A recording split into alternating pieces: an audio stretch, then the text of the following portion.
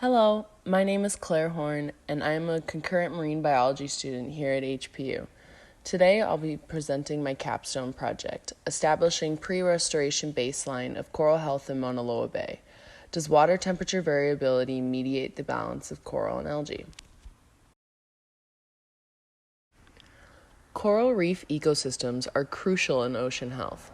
These sessile populations provide numerous benefits to other reef-dependent species, as well as our ocean biodiversity as a whole.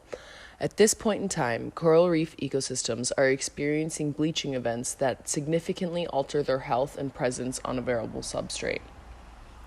As coral cover declines, algae begin to take over and dominate the reef habitat. Here on Oahu and Maunalua Bay, we are experiencing these effects. Our vulnerable endemic species have declined, coral health has diminished, algal cover is increasing, water quality has worsened, and cultural connection has been set aside. The Kalua'ua'iha'i fish pond connected to Maunalua Bay is beginning a major restoration project to reconnect the natural waterways between the land and the sea. Similar fish pond restoration projects like the He'a fish pond in Kaneohe have shown significant coral recovery since restoration began. When concerning coral health, even the slightest thermal variation could have significant effects, and as our oceans continue to warm, these relationships are increasingly important to understand. This study aims to explore the relationship between microclimates and coral and algae cover before restoration. I explicitly looked at the average daily microclimate temperature ranges and their effects on coral and algal percentages in Maunalua Bay. I predicted that coral percentages would decrease with higher microclimate temperature ranges if influenced by warming events, or vice versa, coral percentages would increase with higher microclimate temperature ranges if influenced by cooling events. To test this, we deployed 36 hobo pendant temperature loggers on a 97,000 meter squared section of Maunalua Bay and took photos of a 1 meter quadrat surrounding each logger for substrate analysis. We recovered the temperature loggers from the coordinates taken during deployment, and only 18 of the 36 loggers were recovered, which are shown here in Figure 1. Each recovered logger was calibrated and time corrected for a total of 49 days.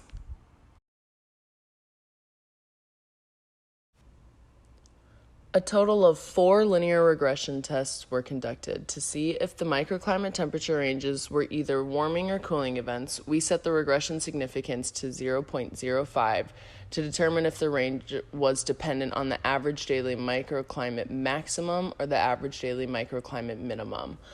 To test the dependency of coral and algal cover on the microclimate temperature ranges, 2 more regression analyses were conducted from the coral and algal abundance data to the respective microclimate temperature ranges.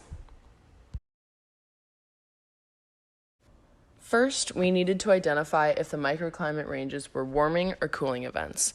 Based on the statistically significant values shown in Table 1 as well as displayed in Figure 2, both are significant, but we can see that the regression of the range dependent on the maximum has a much lower p-value than the range dependent on the minimum.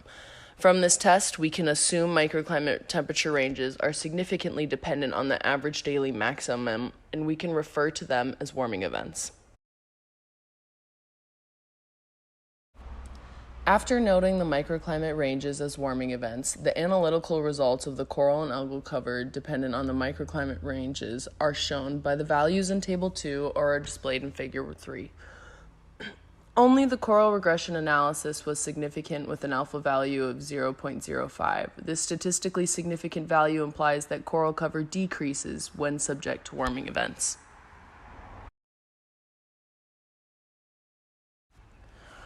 When describing the relationship of coral cover dependency on the microclimate temperature ranges, many previous studies have presented similar results.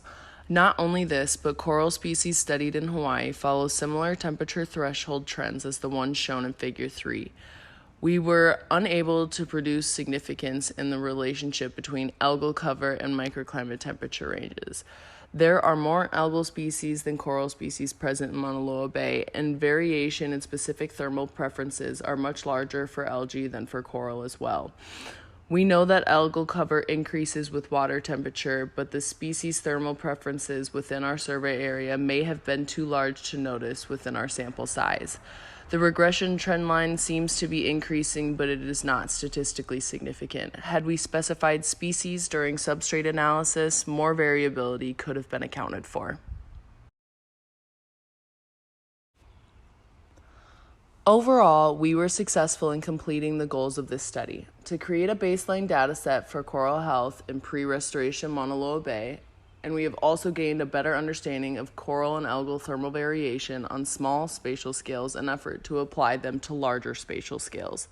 We experienced a few limitations, and some of you may have noticed that we went from 36 to 18 loggers during recovery. The limited logger recovery may have significantly altered our results, as having more loggers would have increased our sample size. Future studies could improve by curating a better logger recovery methodology, or by specifying the different substrate species present within the sample quadrat for more accurate results during microclimate range analysis. Thank you for joining me today. I appreciate your time, and here are some of my references.